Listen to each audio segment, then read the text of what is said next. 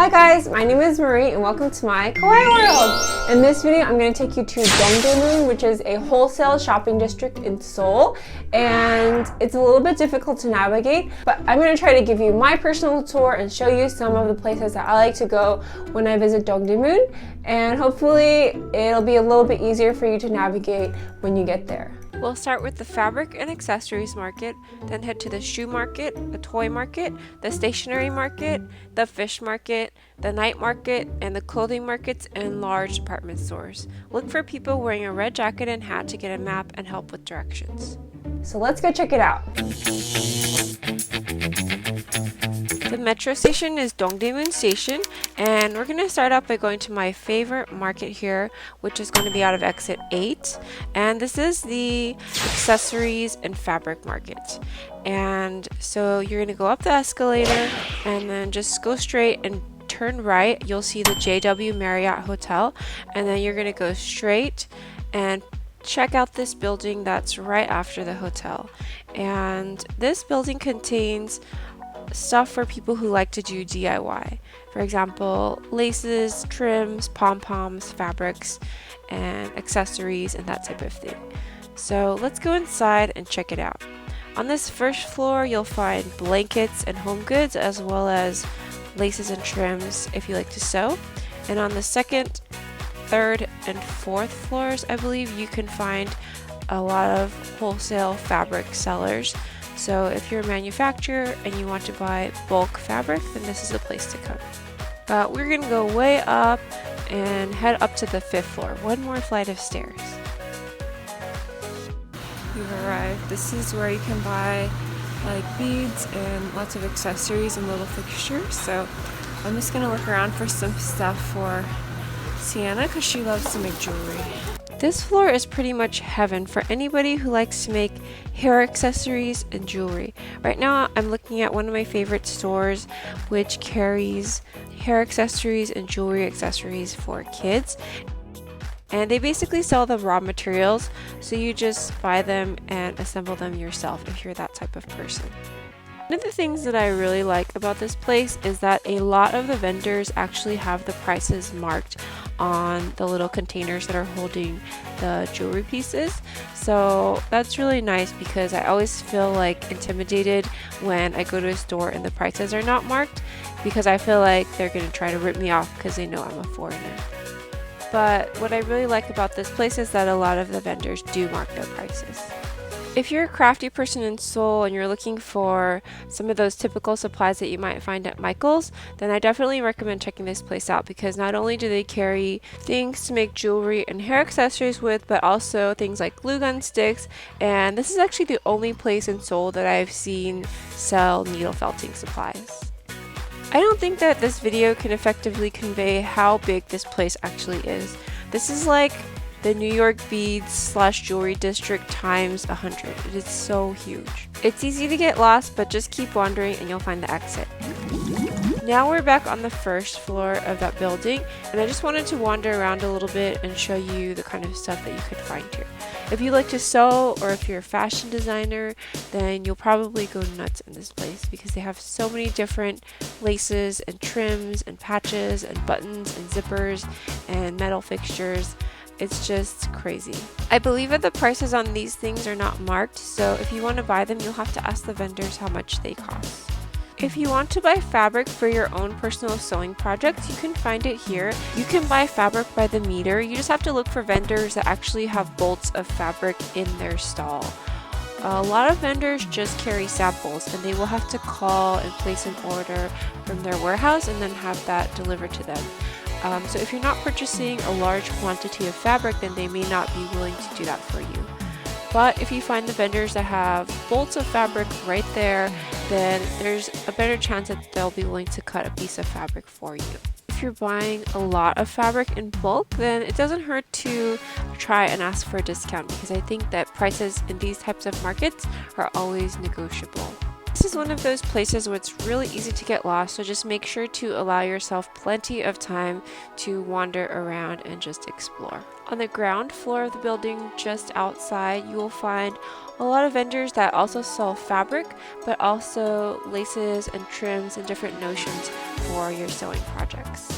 We're going to go back into Dongdaemun Station, and instead of going out of exit 8, we're going to go straight into this little underground shopping center. Walk straight in and you'll see hanboks and blankets. Just keep going straight, and then you'll see some glass doors way at the end, but before you hit the glass doors you want to turn left and keep going straight. If you look up towards the ceiling, you'll see this sign which says number 3, and then make a right, and then you're going to go straight out these doors. This is exit number 1 of that underground shopping mall. It's not exit 1 of Dongdaemun Station. So once you come out, you should see Daiso and then a rundown building next to a green awning. Let's just orient ourselves a little bit before we go into the shoe market. So here we are at the corner. Right across the street is the JW Marriott Hotel, and behind that was the Fabric Market. This is Doota, and behind there is Hyundai City Outlets. Those are large commercial shopping malls. DDP, Dongdaemun Design Plaza, and this is a fashion town where the night market is. But we're going to go this way, and we're going to check out the shoe market at Dongdaemun. Let's just take a second to take all of this in, because this market is out of control. They sell men's, women's, and children's shoes, and a lot of them are designer knockoffs. Korea used to be really big on manufacturing before it transitioned into a service-based economy, and it used to be the place that manufactured shoes. I remember when my grandma would go back to Korea, she would always bring back LA Gear shoes and Reeboks for all of her 8 grandkids. I don't know how she kept track of all the sizes. She saw these shoes with the fuzzy pom-poms at iPark Mall for around like 86,000 won, or about $80 US.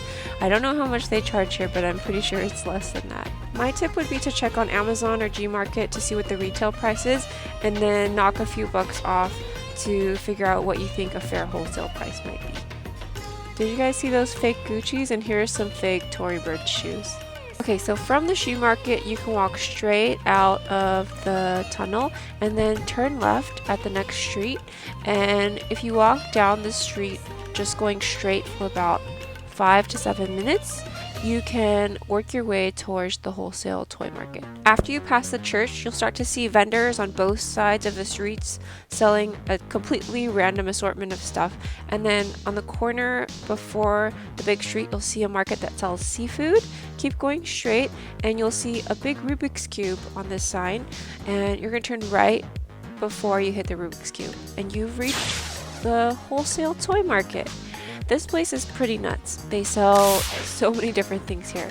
My husband goes straight for the fidget spinners, but there's also tons of other stuff like craft items for kids toys, bags of squishies, and stationery supplies. And if you want to buy slime in bulk, then this is the place to buy it. If you have kids that go to preschool in Korea, this is actually a great place to find those school supplies like they need, like indoor slippers, lunch trays, water bottles, and that type of stuff. They also sell lots of craft supplies. And if you want to buy the genuine toys and not the knockoffs, I would recommend going to this store with the big bear and gorilla in front. And you can find things here like LOL dolls and Hatchimals and more name brand toys if you want to make sure that you're not buying knockoff items, because on the main street there's a good chance that you will find fake Disney toys and things like that. But inside the store, I think they mostly sell genuine items. But keep in mind that if you're buying American toys like Legos or Hatchimals, then it's cheaper to buy those things in the States, not in Korea.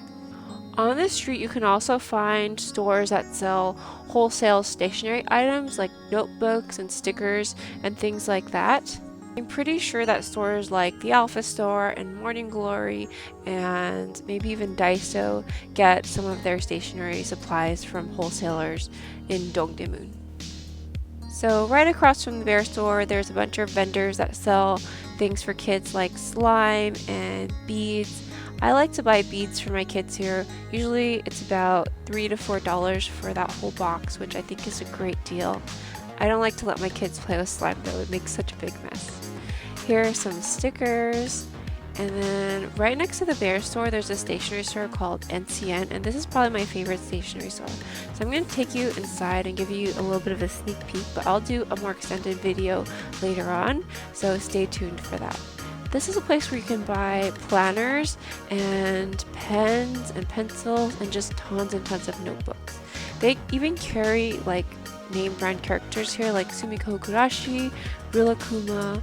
I've seen a few Sanrio things, and I believe that these are actually licensed products. I don't think that they're fake items. I'm not 100% sure, so don't quote me on that, but in general, I thought that this was a really good store for stationery. They had a ton of cute items, and they had a really good variety of things. And don't forget to check downstairs, because this is where they carry a lot of kids stuff like bowls and plates and things that you can use for your kids' preschool if they need it. In this wholesale toy and stationery district, most of the stores do not mark their prices, so you will have to ask the vendors how much things cost.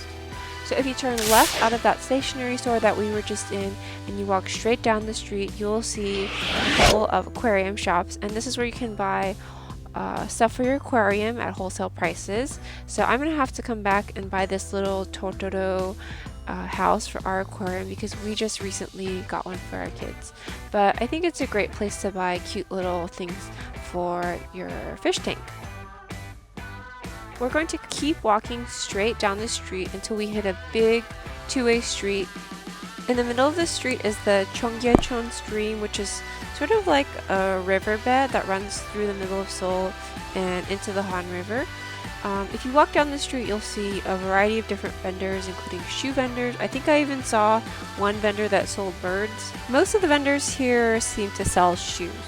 And then once you hit the next street, you will be able to turn right if you want to, and you can go back into that shoe alleyway that we just came through before we went to the toy market. And if you want to, you can just walk straight through that market and go back to where you started. But I'm going to go back to that main street that runs next to the Cheonggyecheon stream, and we'll end up in the same place.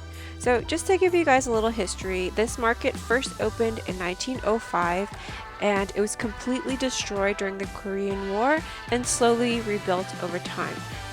We're getting back to where we started now. You can see Daiso and the entrance to the wholesale shoe market, and then across the street there's Dongdaemun Design Plaza, that big silver building.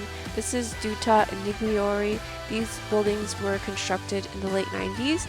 And then across the street we have the JW Marriott Hotel and the Fabric Market.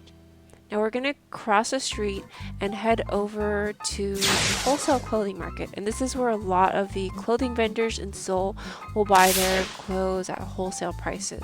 This is also known as a night market, and it really comes alive after like 6 p.m., maybe closer to 8 p.m. In this particular store, the clothing market only opens from 8 p.m. to 6 a.m., but the bag market's open right now, so let's go and check it out. In this market, I saw a lot of plain leather bags and wallets, and I also saw a few designer knockoffs like Bottega Veneta and Stella McCartney, but in general, they did not carry the trademarks of those designers, so technically they're not illegal. I saw a really good video that explains this principle, and I'll link it below if you guys are interested. Personally, I don't support those sellers, but if you have an opinion on this, let me know in the comments below.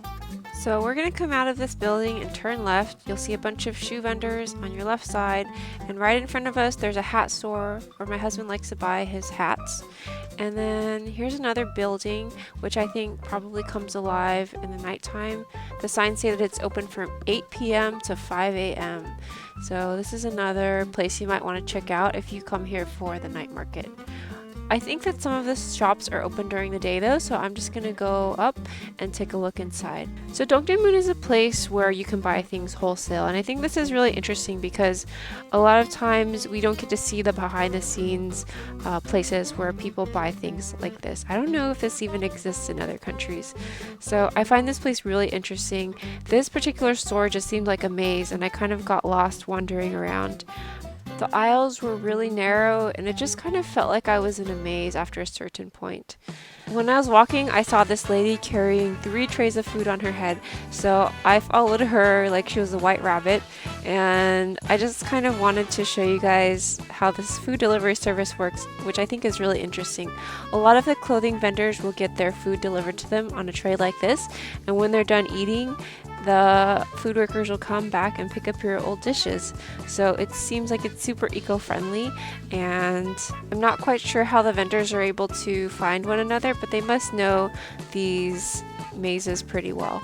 If you're a newbie like me though, you definitely want to give yourself plenty of time to get lost. So that wholesale clothing market was really interesting, but if you're a regular consumer who's not looking to buy for a store, you're just looking to buy clothes for yourself, then I'd actually recommend going to some of the larger department stores like Doota and Migliore and Hyundai City outlets, because they sell to ordinary everyday consumers. These buildings are easy to spot because they're really tall, and I think that they're actually closer to the Dongdaemun History and Culture Park subway station as opposed to the Dongdaemun station, but they're still within walking distance. Doota is a really big shopping mall. The best thing about Doota, in my opinion, is that there is a Shake Shack on the ground floor, and this is my go-to place to eat in Dongdaemun. You can find all kinds of things here. On the basement floor, they have menswear and sportswear brands, and there's also a Remicone location where you can get this Thunderbolt ice cream that is really pretty. And then on the upper floors, they have women's clothing and kids clothing. There's also a Tayo, the little bus kids play area. Right behind Doota, there's Hyundai City Outlet, and this is not what you would think of as an outlet store if you come from the States. It's just a regular shopping mall, but it's pretty nice. What I like about this place is the 8th floor, which is a kids floor, and there's a Lilliput Kids Cafe here, which is probably one of my favorite kids cafes, but it's kind of pricey. And there's also this shishi place where kids can get their nails done for about 30,000 won. The kids' clothes in this area are really cute, but they're also pretty expensive. And then downstairs in the basement, I believe there's a banana milk cafe if you're a fan of banana milk. And there's also a food court, which is a nice place to get something to eat. There's also a Kyobo bookstore, which is a fun place to browse for cute little knickknacks. And you can also get K-pop CDs here. And there's a Daiso. Migliore is right next to Doota, but before we go in, let's take a look at the hours. 10:30 a.m. to 4:30 a.m. closed every Monday. While this may seem like a big department store, it has a very different feel than Doota or Hyundai City outlets. It actually feels like you're walking through a local wholesale market. The aisles are really narrow, and there are just clothes and shoes and merchandise packed into every square inch of this building. It kind of feels like you're walking through the Go-To Mall, an express bus terminal, but it's on steroids. There's just so much stuff packed into this place. I recently discovered that on the basement floor of this building, there is a kids clothing market. It's not quite as big as the kids clothing market in Namdaemun, but it's pretty big. Not only do they sell clothing, but they also sell accessories like hats and gloves and hair clips and shoes. Each floor of this building seems to be equally packed with vendors and stalls. I'm not really sure how they make money in here because there's just so many people selling the same stuff.